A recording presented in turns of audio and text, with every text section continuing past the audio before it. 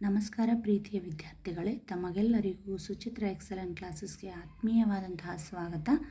ಇವತ್ತಿನ ದಿನ ನಾವು 7ನೆಯ ತರಗತಿಯ ತೃತೀಯ ಭಾಷೆಯಾಗಿರುವಂಥ ಹಿಂದಿ ವಿಷಯದಲ್ಲಿನ ಪಾಠ 10 ಮೇರಿ ಅಭಿಲಾಷ ಹೈ ಈ ಪಾಠದ ನಂತರದಲ್ಲಿ ಬರುವಂಥ ಎಲ್ಲ ಪ್ರಶ್ನೆಗಳಿಗೆ ಉತ್ತರಗಳನ್ನು ಈ ಒಂದು ವಿಡಿಯೋದಲ್ಲಿ ನಾವು ಇವತ್ತಿನ ದಿನ ನೋಡೋಣ. ಎಲ್ಲರೂ ಕೂಡ ಪೂರ್ತಿ ವಿಡಿಯೋನ ನೋಡಿ ಪ್ರಶ್ನೆಗಳಿಗೆ ಉತ್ತರಗಳನ್ನು ಬರೆದುಕೊಳ್ಳಿ, ಸರಿನಾ? ಹಾಗಾದರೆ ಪಾಠವನ್ನು ಅಭ್ಯಾಸವನ್ನು ನೋಡೋಣ ಬನ್ನಿ. ಅಭ್ಯಾಸ एक वाक्य में उत्तर लिखो. कवि तारों के समान क्या करना चाहते हैं?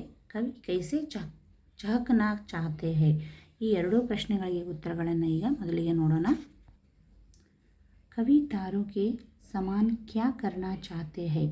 कवि तारों के समान चमकना चाहते हैं. दूसरा प्रश्न, कवि कैसे चहकना चाहते हैं?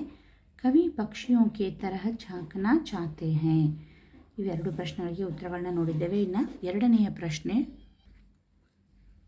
दूसरा प्रश्न, रिक्त स्थानों की पूर्ति करो ಅಂದರೆ ಬಿಟ್ಟ ಸ್ಥಳಗಳನ್ನು ತುಂಬಿರಿ ಅಂತ ಹೇಳ್ತಾರೆ. कवि शशि से शीतलता लेना चाहते हैं. दूसरा प्रश्न, कवि पर्वत से दृढ़ता लेना चाहते हैं. नेक्स्ट, तीसरा प्रश्न, सही उत्तर चुनो. कवि द्वारिका प्रसाद माहेश्वरी सूरज सा धमकना चाहते हैं. ಇಲ್ಲಿ 4 ಉತ್ತರಗಳನ್ನು ಕೊಟ್ಟಿದ್ದಾರೆ, ಅದರಲ್ಲಿ ಸರಿಯಾದ ಉತ್ತರವನ್ನು ಆರಿಸಿ ಇಲ್ಲಿ ಬರೀಬೇಕು. ಎರಡನೆಯ ಒಂದು ಪ್ರಶ್ನೆ, कवि द्वारिका प्रसाद माहेश्वरी कोयल सा कुहकना चाहते हैं. तीसरा प्रश्न, कवि द्वारिका प्रसाद माहेश्वरी फूलों सा महकना चाहते हैं. नेक्स्ट, क्वेश्चन नंबर 4, प्रथम 5 पंक्तियाँ कंठस्थ करो. ಮೊದಲನೆಯದಾಗಿ ಇರತಕ್ಕಂಥ 4 ಸಾಲುಗಳನ್ನು ಕಂಠಪಾಠ 5 ಸಾಲುಗಳನ್ನು ನೋಡಿ. ಇಲ್ಲಿ ಕೊಟ್ಟಿರ್ತಕ್ಕಂಥ ಮೊದಲನೆಯ ಒಂದು 5 ಪಂಕ್ತಿಯು ಅಂದರೆ ಈ 5 ಸಾಲುಗಳನ್ನು ಕಂಠಪಾಠ ಮಾಡಿ ಅಂತ ಹೇಳ್ತಾರೆ. ಯಾವುದು? 4ನೆಯ ಪ್ರಶ್ನೆ. ಇನ್ನು 5ನೆಯ ಪ್ರಶ್ನೆ, ಸೀಖೋ. ನೋಡಿ, ಇವುಗಳನ್ನ ಜೋಡಿಸಬೇಕು. ಫೂಲ್ ಮಹಕತಾ ಹೈ, सूरज धमकता है, विहग चहकता है, कोयल कुहकता है, चंदा चमकता है. नेक्स्ट, क्वेश्चन नंबर 6, समझो और पूरा करो. ಅರ್ಥೈಸಿಕೊಳ್ಳಿ ಹಾಗೆ ಪೂರ್ತಿಗೊಳಿಸಿ ಅಂತ ಹೇಳ್ತಾರೆ. ನೋಡಿ, ಇದೇನು? ಮುಸ್ಕಾನ, ಮುಸ್ಕಾತಾ ಹೈ, ಮುಸ್ಕಾತಿ ಹೈ. गाना गाता है, गाती है. जाना जाता है, जाती है. देना देता है, देती है. हंसना हंसता है, हंसती है. ಅರ್ಥ ಆಯ್ತಾ? ಈ ರೀತಿಯಾಗಿ ಇವುಗಳನ್ನ ಕಂಪ್ಲೀಟ್ ಮಾಡಬೇಕು. ನೆಕ್ಸ್ಟ್, ಕ್ವೆಶ್ಚನ್ ನಂಬರ್ 7, शब्दों का खेल. आओ अंत्याक्षरी खेले, अंतिम वर्ण से 4 नए शब्द का निर्माण करो. ನೋಡಿ, ನಮೂನಾ ಒಂದು ಉದಾಹರಣೆಯನ್ನು ಕೊಟ್ಟಿದ್ದಾರೆ. ಮಹಕ್, ಇಲ್ಲಿ ಕೊನೆಯ ಅಕ್ಷರ ಕ ಇದೆ, ಅದೇ ಅಕ್ಷರದಿಂದ ಆರಂಭವನ್ನು ತೆಗೆದುಕೊಂಡು ಒಂದು ಶಬ್ದ ಮಾಡಬೇಕು. ಕಮರ, ರ ಬಂದಿದೆ. ರಾಮ್, ಹೌದಾ? ಮ ಬಂದಿದೆ.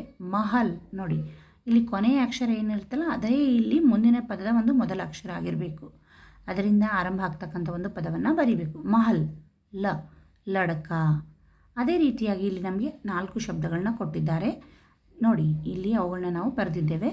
ಜೀವನ್, ಕೊನೆಯ ಅಕ್ಷರ ನ ಇದೆ. ನಮನ್, ಮತ್ತು ನ ಬಂತು. ನಲ್, ಲ ಬಂತು. ಲಡ್ಕಿ, ಕಿ, ಕೀಲ್. ನೆಕ್ಸ್ಟ್, ಸುಂದರ್, ರಾಮ್, ಮಕಾನ್, ನಸ್, सरल. सेवा, वाहन, नजर, रकत, तालाब. हम, महल, लज्जा, ಜಾಮ್, ಮರನ್. ಅರ್ಥ ಆಯ್ತಾ?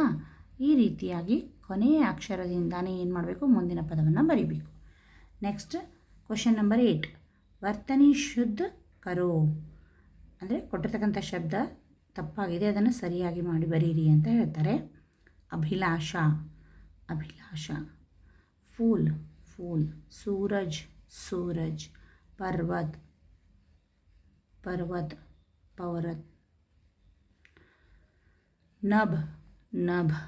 ಈ ರೀತಿಯಾಗಿ ಪ್ರಶ್ನೆಗಳಿಗೆ ಉತ್ತರಗಳನ್ನು ಕಂಪ್ಲೀಟಾಗಿ ಬರೆಯಿರಿ.